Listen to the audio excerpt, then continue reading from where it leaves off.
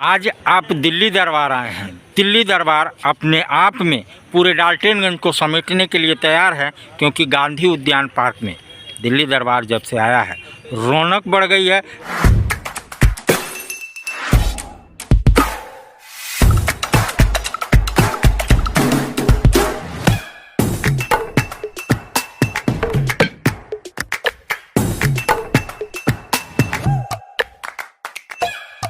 भाई, बेटा तो एक ही है ना? कहाँ कहाँ भेजोगे उसे ये सब सीखने? बेटा एक है तो स्कूल भी एक होगा ना भाई। यानी एक ही स्कूल में इतने सारे? जी हाँ।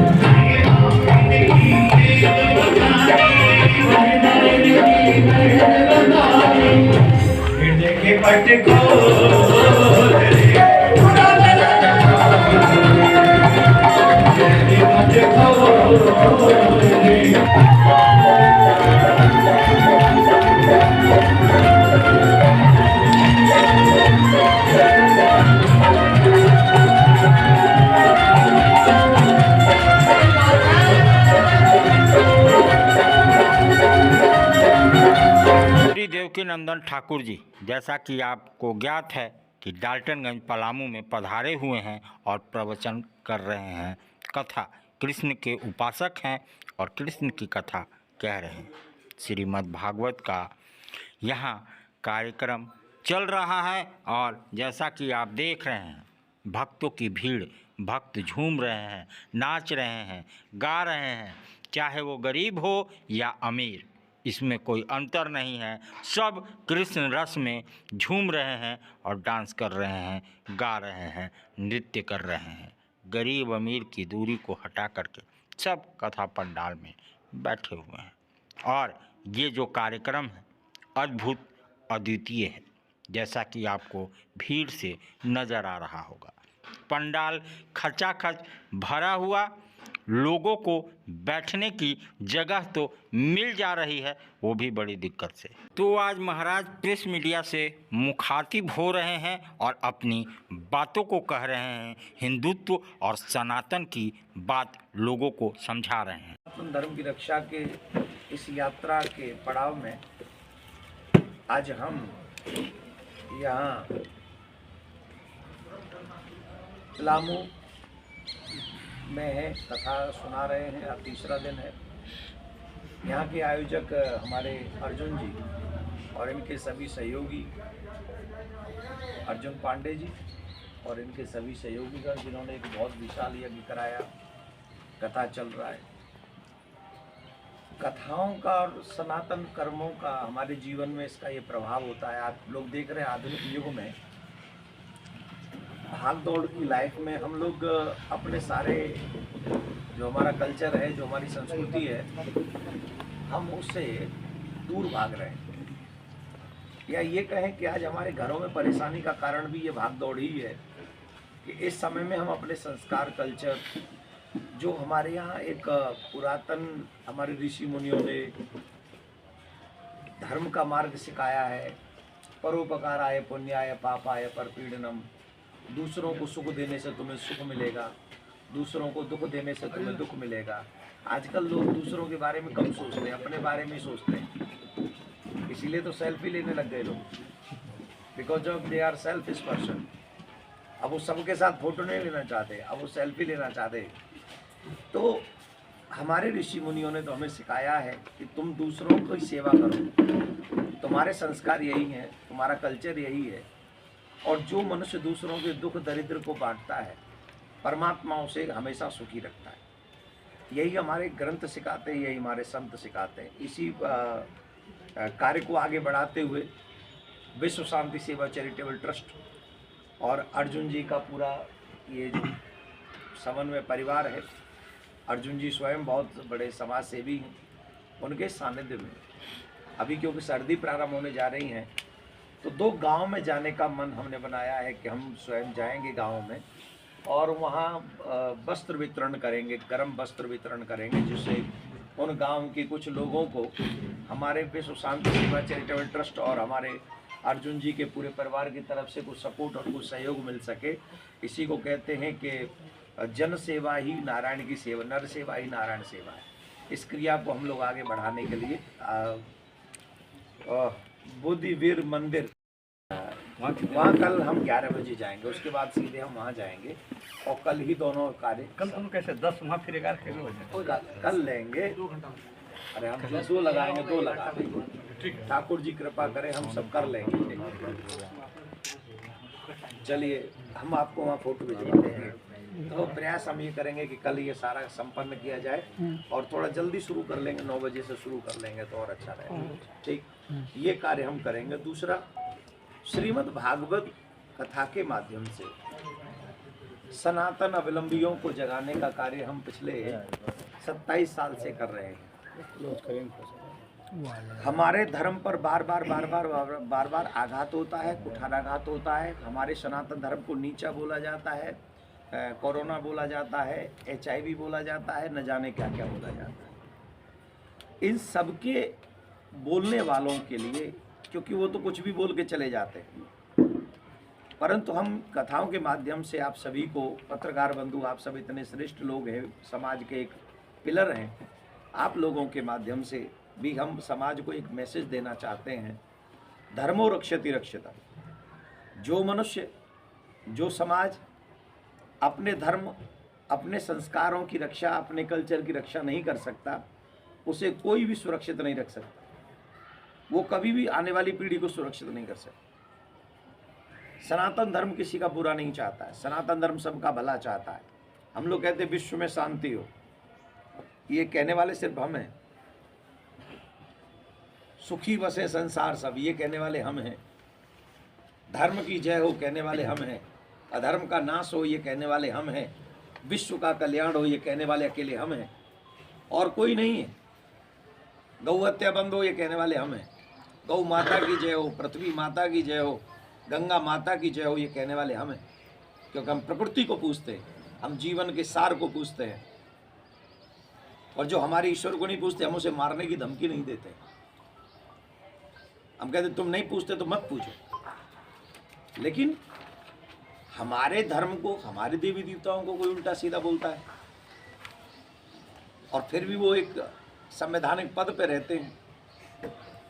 इनको जगाने के लिए, हम समाज के लोगों को जगाने के लिए आप लोगों के माध्यम से आह्वान करते हैं कि आप जागें, अपने धर्म की रक्षा करें, आने वाली पीढ़ी की रक्षा करें। अभी राम मंदिर का निर्माण हो रहा है, 22 जनवरी को उद्घाटन होगा, भगवान श्री रामलला का दर्शन होगा। लेकिन आप सबको हम बता दें एक और वेदना जो हम सब के मन में होनी चाहिए। औरंगजेब ने 1670 में मथुरा का मंदिर तोड़ा था, और वहाँ की छवियों को ले जाकर उसने आगरा की जामा मस्जिद की सीढ़ियों में गाड़ दिया था, जिन भगवान श्री कृष्ण की हम और आप पूजा कर रहे हैं, जिन भगवान श्री कृष्ण की हम और आप कथा सुन रहे हैं, उन्हीं भगवान की छवियों को आगरा की जामा मस्जिद के सीढ़ियों के नीचे गाड़ दिया है। और आज भी विधर्मी लोग उस पर पैर रखकर चढ़ के जा रहे हैं। ये क्यों है? जब आपको पता है, आपने अपने इतिहास को सुना है, पढ़ा है, तो कम से कम इतना कर लीजिए भाईचारे के नाते, ये कहिए कि हम इस पे नहीं चढ़ेंगे और आप इसकी चेकिंग कराइए। अगर हैं तो अपने भगवान लेके जाइए। इसमें किसका नुकसान हो जाएगा बताइए जरा। इसमें तो किसी का नुकसान नहीं है। पर कोई भाईचारे की बात ऐसी हमारे सामने कि हमको कोर्ट जाना पड़ा, हम कोर्ट में गए आगरा, हमने और आगे प्रार्थना कर रहे हैं हाई कोर्ट से कि सीमित दायरे में इस चीज़ को ख़त्म किया जाए। तो हमारा अभिप्राय आप समझ गए होंगे। हम सनातन के लिए कार्य करते हैं, हमें किसी अन्य पंथ पे चलने वाले लोगों से कोई शिकायत नहीं है, लेकिन हम सनातनियों को जगाने का काम कर रहे थे, कर रहे हैं और करते रहेंगे। जिन जिन सनातनियों को अपने धर्म की चिंता हो, अपने परिवारों की चिंता हो, जिन जिन सनातनियों को अपने आने वाली पीढ़ी की चिंता हो, उन सबको हमारे साथ कदम से कदम मिलाकर चलना चाहिए और भगवान श्री कृष्ण के भव्य मंदिर के निर्माण की प्रार्थना सरकार से करें, जुडिशरी से करें और समाज से भी करें। कल तो पीएम बोल दिए कि अयोध्या के बाद मथुरा का ही बारी है। तो हमने पीएम से पहले हम बोले थे ना। और बोले कहाँ से थे हम? भागवत व्यासपीठ से। तो व्यासपीठ से तो जो बोल रहे हैं, तो ठाकुर जी ने ही ना कुछ अच्छा करवाया होगा। अब हमारे बाद बोले थे पीएम के बाद पहले, कल बोले आप तो पहले बोले हैं। हम भी कल बोला हूँ, पर हमको ये नहीं पता है कि हम पहले बोले कि वो पहले बोले। जो भी बोले हों, इसका मतलब है मर्जी ठाकुर जी की है। और ठाकुर जी ये चाहते हैं कि अब मथुरा में वो अपमान भरा सनातन धर्म का जो समय चल रहा है, वो समाप्त होना चाहिए। ये हम हिंदू राष्ट्र की जुगत कब तक? क्या हिंदू राष्ट्र की जुगत कब तक? देखिए, हम ये इस विषय में नहीं पढ़ना चाहते। हिंदू राष्ट्र राम राज्य की कल्पना हमको करनी चाहिए। हिंदू राष्ट्र मीन्स राम राज्य। हिंदू राष्ट्र मीन्स राम राज्य। राम राज्य का मतलब क्या है? हम लोग क्या कहते हैं? राम हमेशा धर्म की जय हो, तो राम राज्य में धर्म की जय होगी। अधर्म का नाश हो तो अधर्म भी जो चलने वाले लोग होंगे उनका नाश होगा। विश्व का कल्याण हो, गौ माता की जय हो, गौ हत्या बंद हो, ये सब क्या है? ये राम राज्य की कल्पना है। विश्व का कल्याण हो, ये राम राज्य की कल्पना है। हम ऐसा राम राज्य चाहते हैं, हम ऐसा हिंदू राष्ट्र चाहते हैं। और इस राष्ट्र का ऐसा निर्माण होगा तो फिर 57 कंट्रियों को इकट्ठा होने की जरूरत नहीं पड़ेगी एक दूसरे पे बम बरसाने के लिए। जब तक भगवान श्री राम ने राज्य किया, एक भी राजा से युद्ध करने भगवान श्री राम नहीं गए, और एक भी राजा भगवान श्री राम से युद्ध करने नहीं आए। यह है राम राज्य की कल्पना। और ऐसा निर्माण अगर भारत का होता है, ऐसा राज्य अगर भारत में होता है, तो किसका नुकसान होगा इसमें बताइए? किसी का भी नहीं। यहाँ से भगा नहीं दी जाएंगे, सब लोग यहीं रहेंगे प्यार से, लेकिन वहाँ लड़ाई नहीं होगी, द्वेष नहीं होगा। हम एक दूसरे की लड़की को लेकर नहीं भागेंगे। वहाँ बहन बेटियों की तरह सम्मान होगा। ऐसा नहीं होगा कि किसी के 36 टुकड़े कर दिए जाएं। ये सब नहीं होगा वहाँ। यह है राम राज्य की कल्पना। और ऐसा तो आप भी चाहते होंगे, आप सब पत्रकार बंधु, आपके घर में बहन है, बेटी है, पत्नी है, माँ है। कौन नहीं चाहेगा कि आने वाले समय में हमारी पीढ़ियां सुरक्षित हों? आज के परिवेश को देख के क्या सुरक्षित लग रहे हैं हम लोग? तो ये बातें इसलिए करना, राम राज्य की कल्पना करना, हिंदू राष्ट्र की कल्पना करना, इसमें किसी का नुकसान नहीं है, इसमें सबका फायदा है। सनातनी अपना धर्म भूलते जा रहे हैं, उसके लिए क्या करें? हाँ, ऑफकोर्स धर्म भूलते नहीं जा रहे, इग्नोर कर रहे हैं। इग्नोर क्या है? आप लोग भी कर रहे हैं। जैसे यहाँ तमाम पत्रकार बंधु सनातनी है, पर तिलक लगाने में सबको शर्म आती है, सिखा रखने में सबको शर्म आती है। लोग हमको पंडित जी कहेंगे, लोग हमको बाबा। अरे लोग क्या कहेंगे, इस बात से हमें क्या फर्क पड़ता है? तिलक लगाने से नुकसान नहीं होता। तिलक दिखावे के लिए नहीं लगाया जाता है। तिलक लगाने से हमारा आज्ञा चक्र जागृत होता है। तिलक लगाने से हमारे जो विचार हैं शुद्ध होते हैं, पवित्र होते हैं। माथे में जो जबरदस्त एग्रेसिव बनी रहती है वो शांत रहती है इससे। तो हम लोग सब इग्नोर कर रहे हैं उसे, भूले तो नहीं है। अभी कहीं ना कहीं देखो हमारे आपने लगा रखा है, आपने लगा रखा है। भूल जाते तो कोई नहीं लगाता। मैंने भी लगा रखा है, पांडे जी ने लगा रखा, देखिए। तो हम सब ये चाहते हैं कि अगर हम भूल जाएंगे तो आने वाली समय एकदम उसको मिटा देगा। हमारी और आपकी आखिरी पीढ़ी है जो सनातन संस्कृति को पैर छूने की आदत हमारे यहाँ है। किसी को भी टच करने की आदत हमारे यहाँ नहीं है। कोरोना में किसने बचाया? ये जो अमेरिका के राष्ट्रपति नमस्ते करने लग गए थे, डोंट टच, किसने बचाया ये? और ये तो हमारे ऋषि मुनियों का विज्ञान बहुत पहले ही से था।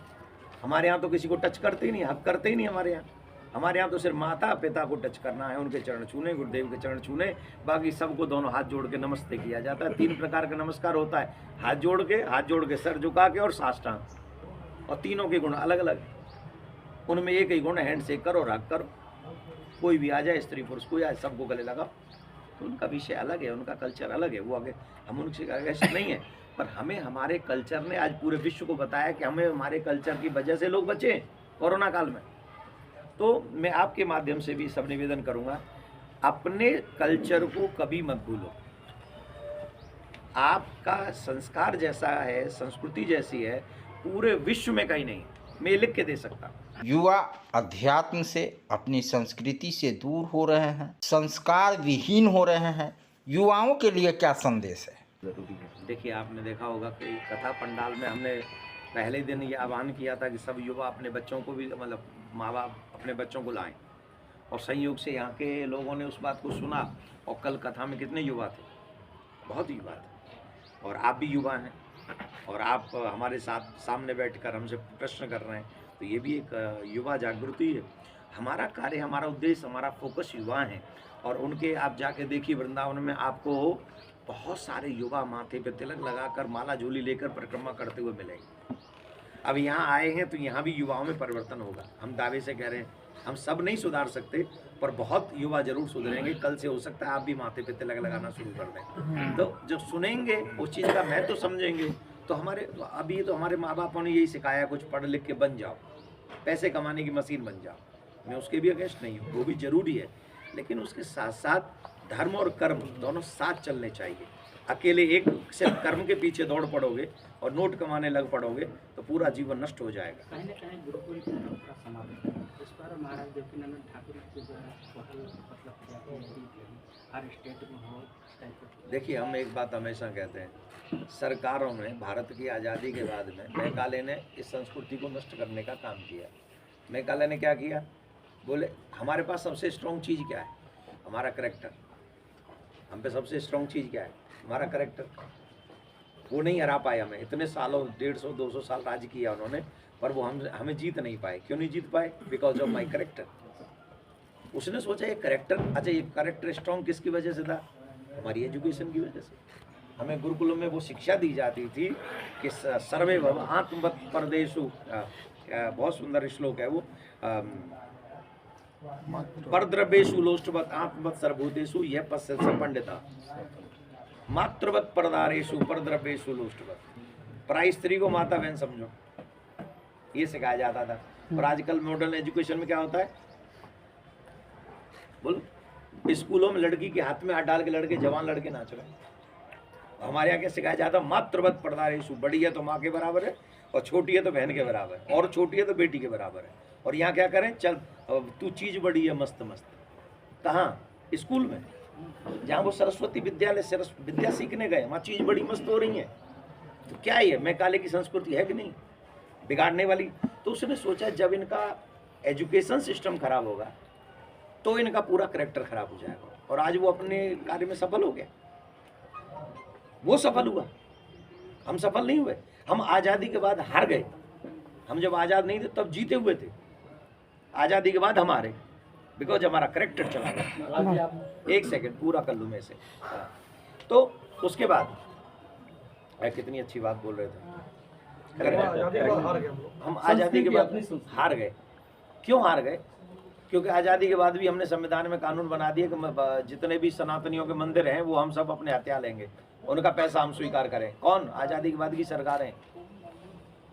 आज़ादी के बाद की जो जितने भी देश में, भारत में बड़े बड़े मंदिर हैं, उनका पैसा कौन यूज कर रहे हैं? काय को कर रहे हैं? सदुपयोग क्या हो रहा है उनका? पैसा ले लो कोई बात नहीं, व्हाट इज यूज? यूज क्या है उस पैसे का? हम तो आपके माध्यम से, आप सभी चैनलों के माध्यम से, पत्रकारों के माध्यम से एक निवेदन करेंगे, उसी मंदिरों के पैसे का सदुपयोग किया जाए। प्रत्येक डिस्ट्रिक्ट में प्रारंभ में 5 गुरुकुलम प्रारंभ किए जाएं, जो मॉडर्न गुरुकुलम होने चाहिए। वो ऐसे गुरुकुलम हो कि वो हमारे संस्कारों को जाने, संस्कृति को जाने, अंग्रेजी में भी किसी से पीछे न रहे, समझ रहे, इंग्लिश में भी परफेक्ट हो, वो दुनिया की आंख में आंख डाल के जवाब दे सके। इतने मॉडर्न और कर सकती है। इतना पैसा मंदिरों में से सरकार उठा रही है। 1 साल के पैसों से ये 5 हर एक डिस्ट्रिक्ट में गुरुकुलम बन सकते हैं। इतना पैसा आ रहा है मंदिरों से, 1 साल के पैसे में वो कर सकते हैं। 75 साल में क्यों नहीं हुआ, ये बात पूछने वाली बात है। लेकिन जो नहीं हुआ वो अब सुधारा जाए तो भी हमारे आने वाली पीढ़ी संभल सकती है। बाबा, हिंदू मंदिरों से पैसे को गवर्नमेंट लेती है, बाकी ये ईसाई मिशनरीज से और मुसलमानों से ये पैसा नहीं लिया जाता है मस्जिद से। क्या बात है बाबा? अब ये मैं सरकार में नहीं हूँ, मैं इसका क्या जवाब दूँ? मैं अगर सरकार में होता तो मैं सबसे पहले हिंदुओं को मुक्त करता, बाकी सब उसे ले लेता। पर मैं सरकार में हूँ नहीं। क्या कल आपने आह्वान किया था तुलसी पूजन के लिए, उसके बाद यज्ञ के बाद मैं जब निकला तो हजारों घरों में तुलसी पूजन हो रहे थे, दिए जल रहे थे। तो ये भागवत के आह्वान का प्रभाव हुआ और ये सब लोगों ने उसको स्वीकार किया। जो शायद पहले नहीं करते थे वो उन्होंने भी करना प्रारंभ किया और ये महत्वपूर्ण है। हम जब, मैं और आप एक उस लेवल के हैं जो आने वाली पीढ़ी हमसे सीखेगी। मैं और आप जो करेंगे वही देखेंगे आने वाली नेक्स्ट जनरेशन, और वो जो देखेगी उसे करने का प्रयास करेगी। तो ये मेरी और आपकी ज़्यादा जिम्मेदारी है। तो आप सबके माध्यम से एक ही बात कहूँगा कि मैंने क्यों कहा कि आप अपने बच्चों को लेके आओ कथा में। अधिकांश तो ये कहा जाता है बच्चों को दूर रखो, बहुत आवाज़ करते हैं, शोर करते हैं, यही कहा जाता है कथाओं में। हमने तो कहा लेके आओ बच्चों को कथा। उसके पीछे रीज़न है, जो बूढ़े बैठे हैं शायद वो न सीखें हमसे, लेकिन बच्चे जल्दी सीखेंगे हमसे। जितना भी मैंने रचना की उस सब का सार क्या है? सबसे बड़ा पुण्य है परोपकार और सबसे बड़ा पाप है दूसरों को दुख देना। समझ गए? ये इसका सार है श्लोक। अष्टादश पुराणेषु व्यासस्य वचनद्वयम् परोपकाराय पुण्याय पापाय परपीड़ा। परहित सरिस धर्म नहीं भाई, पर पीड़ा सम नहीं अधमाई, रामायण कहते हैं। बात समझ में आ गई? तो परोपकार हम पहले अपने बच्चों पे ही परोपकार कर लें, उन्हें ही संस्कारी बना दें। हम अपने बच्चों को भी संस्कारी बना देंगे तो भी ये माँ बाप का परोपकार ही होगा। हमारे यहाँ कहते हैं माता पिता बैरी भय जिन्न पढ़ाई बाल। जो अपने बच्चों को संस्कार नहीं देता वो माँ बाप नहीं, बल्कि माँ बाप होते हुए भी शत्रु हैं अपने बच्चों के। तो हमारे बच्चे संस्कारी हों, ये हमारी सबसे बड़ी संपत्ति है। आज के माँ बाप पैसा तो देना चाहते हैं बच्चों को, संस्कार नहीं देना चाहते। पैसे से नहीं सुधार हो सकता बच्चों की लाइफ का, वो तो बिगड़ेंगे। और 22 जनवरी को भगवान रामलला के दर्शन सबको होंगे। ये हम सबका सौभाग्य है सनातनियों का। इसके लिए बहुत सारे लोगों ने अपनी जान दी है, प्राण न्यौछावर किए हैं और कईयों का बलिदान देख लेने के बाद ये समय हम सबको मिला है सनातनियों को कि हम रामलला के दर्शन कर पाएंगे। हमारी इच्छा यह है कि जब रामलला के दर्शन हो जाएं, उसके तुरंत बाद कुछ न कुछ ऐसा किया जाए, एक किसी भी माध्यम से एक ऐसा विषय उठाया जाए और जोर शोर से कृष्ण जन्मभूमि का मुद्दा उठाया जाए, जिससे अतिशीघ्र कोर्ट में भी और सरकार के आगे भी हम ये मांग रखें कि हमारे भगवान श्री श्याम सुंदर का ये जो भव्य मंदिर मथुरा में है, इसका निर्माण हो और हम सब लोग इन्हीं आंखों से भगवान श्याम सुंदर के उस भव्य मंदिर का निर्माण भी देख सकें। तो ये हमारी इच्छा रहेगी। बाबा आपकी ओर से आपके कुशल मार्गदर्शन में इसके लिए क्या किया जाएगा, क्या पहल आप करेंगे सब? अभी तो हम कुछ नहीं बता सकते आपको, लेकिन जो करेंगे वो बहुत बड़ा करेंगे। छोटापन को करने की आदत है नहीं, और भगवान ने चाहा बहुत जल्दी होगा। और आप सब उस समय भूल जाइएगा कि आप लोग पत्रकार, बस धर्म कोई वस्तु नहीं है और धर्म कोई वस्त्र नहीं है जो पहन लिया, वस्तु नहीं है जो उठा के अलमारी में रख ली। श्रेष्ठ कर्म ही धर्मात्मा बनाता है। जैसे हम आपको उदाहरण देते हैं, धर्म न दूसर सत्य समान, आगम निगम पुराण बखान। सत्य बोलो ये धर्म है? बिल्कुल। और आप लोगों को पत्रकार कितना सत्य बोलते हो?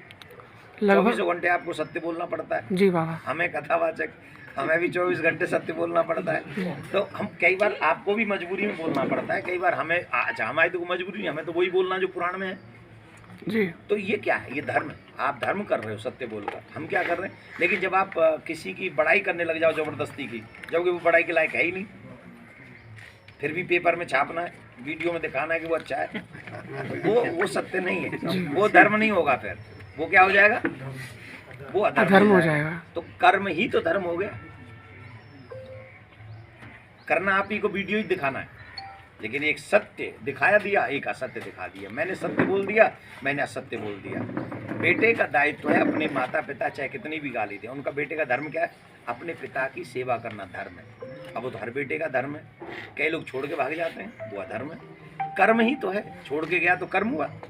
तो कहने का मतलब है श्रेष्ठ कर्म ही धर्म है और अनिष्ट जो बुरा कर्म है वही अधर्म है। लेकिन एक इंटरव्यू के दौरान आपको देखा गया था, एक प्रश्न के जवाब में आपने बताया था जी कि धर्म के आधार पे हम नहीं, धर्म और धर्म के साथ साथ हम लोग जाति के आधार पे पूजा नहीं करते हैं।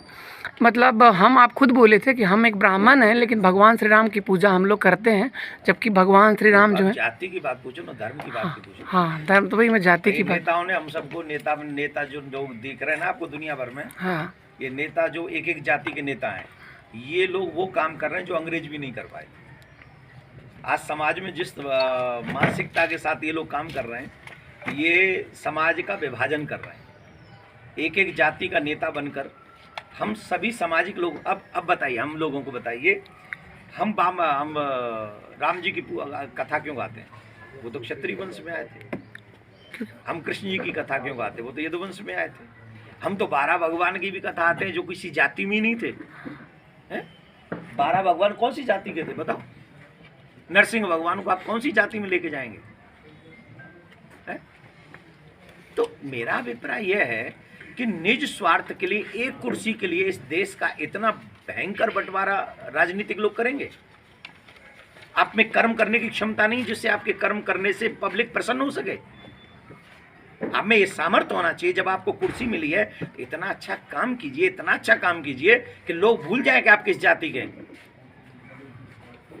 लोग आपके कर्म को याद रखें। आप में वो करने की तो सकता है नहीं, वो तो ईमानदारी है नहीं, और लगे जाति में बांटने में, तुम्हारी जाति का हूं मैं, तो फलाना हूं मैं, ढिमका हूं। ये निम्न स्तर की राजनीति है। ये अभी तो अपराध की श्रेणी में आएगा, निस्वार्थ के लिए देश का बंटवारा। हाँ तो बिल्कुल अपराध। हम तो कह रहे हैं जो जाति की बात करता हो उसे चुनाव लड़ने का अधिकार नहीं होना चाहिए, चाहे वो किसी भी जाति का क्यों ना हो। क्यों जाति में बात करोगे आप जब एक क्षेत्र से विधायक बनते हो, एमएलए बनते हो, एमपी बनते हो, तो उस क्षेत्र में सिर्फ आप ही की जाति के लोग नहीं रहते ना, उसमें तो हर जाति का चाहे 2 आदमी रह रहे हैं तो आप उनके विधायक नहीं हो, उनके एमपी नहीं हो। आप अभिप्राय हमारा समझ गए ना। हमारा शब्द चाहे कैसा भी होगा, उद्देश्य एक है, राजनेताओं को जो शासन में है, जो गद्दी पे है, जो संवैधानिक पदों पे है, उन लोगों को कभी भी जाति की बात नहीं करनी चाहिए, बल्कि पूरे देश, अगर आप प्रदेश के नेता हो तो प्रदेश के विकास की बात करो, देश के नेता हो तो देश के विकास की बात करो। हम कहाँ मर जाएं? अब हमारी बात तो कोई करता नहीं है, चलो हम तो मान लें हम तो पंडित जी हैं, तो हमें क्या गोली मार दोगे तुम? जहर दे दोगे हमें? नहीं तो कुछ नहीं, मार दो हमें, जहर दे दो। फिर भाई हमारा तो कोई नेता है ही नहीं, हमारी तो बात कोई करता ही नहीं देश में, तो ब्राह्मणों की जब कोई बात नहीं करे तो हम जैसों को मार दो। फिर ये कोई बात थोड़ी हो सकती है। आप हम कह रहे हैं इस विश्व में, प्रत्येक भारत में एक एक व्यक्ति का कल्याण होना चाहिए, सनातनियों का कल्याण होना चाहिए। जब हम सबके लिए प्रार्थना कर रहे हैं और राजनेता जातियों में बांट रहे हैं, कोई रामायण जला रहा है, कोई राम को गाली दे रहा है, कोई भगवान को गाली दे रहा है, कोई ब्राह्मणों को गाली दे रहा है, कोई वेद को गाली दे रहा है, और फिर अपने आप को भारत का नेता बता रहे हैं, तो ये अच्छा नहीं है, ये दुखदायी है, और ये समाज को बांटने का काम है। भारत के टुकड़े टुकड़े करने की इच्छा उन लोगों की है। ऐसे लोगों पर कठोर, पहले तो हाथ जोड़ के प्रार्थना, वो ऐसा न करें। बाकी का कोई संविधान में ऐसे रूल हो तो देख लें उनके हिसाब से क्या हो सकता है। हम लोग सब सनातनी हैं। बहुत खुशी की बात है कि वर्षों पुरानी जो हुआ सुप्रीम कोर्ट के आदेश से मथुरा में भी बनेगा, ऐसा विश्वास है। लेकिन देश के अंदर में जो गरीबी, बेरोजगारी, शोषण, अत्याचार, इस पर क्या कुछ कहेंगे आप? देखो,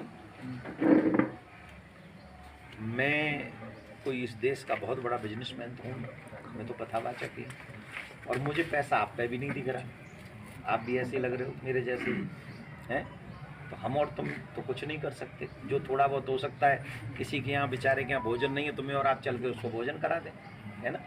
और किसी पे वस्त्र नहीं है सर्दी में, तो उनको चल के वस्त्र पहना देंगे। हम और आप तो इतना ही सीमित, हमारा और आपका तो दायरा सीमित है। लेकिन जो शासन में है, जो सत्ता में है, जो गरीबी मिटाने की बातें करके सत्ता में आए हैं, उनकी ज़्यादा जिम्मेदारी बनती है कि वो ईमानदारी से उसमें काम करें, और उन लोगों को, जो गरीब परिवार के लोग हैं, उन्हें जॉब में लेके जाएं। नहीं, उन्हें जॉब में लाएं, उन एक व्यक्ति को एक जॉब दें, एक परिवार से एक गरीब व्यक्ति को सरकारी जॉब दें, और फिर वो जब सेटल हो जाए तो फिर दूसरे गरीब को, ऐसे जाके एक विधान बनाकर, है ना, तो उनकी गरीबी वैसे मिटाने का काम उनको करना चाहिए। क्योंकि सनातनी हो, हम तो अब सनातनियों के विषय में बात करेंगे, प्रत्येक सनातनी को अगर सरकार भी वहाँ तक नहीं पहुँच पा रही है, तो हम जो सेटल लोग हैं उनको भी, उन लोगों को सेटल करने का प्रयास करना चाहिए। परोपकार आए, फिर वही बात आ जाएगी, परोपकार आए पुण्य आए। भाई बेटा तो एक ही है ना, कहाँ भेजोगे उसे ये सब सीखने? बेटा एक है तो स्कूल भी एक होगा ना भाई। यानी एक ही स्कूल में इतने सारे? जी हाँ, ग्रीन वैली इंटरनेशनल स्कूल, यानी कि अपने बच्चों के लिए एकदम सही स्कूल। जी हाँ, ग्रीन वैली इंटरनेशनल स्कूल, जो गढ़ता है आपके बच्चों का भविष्य।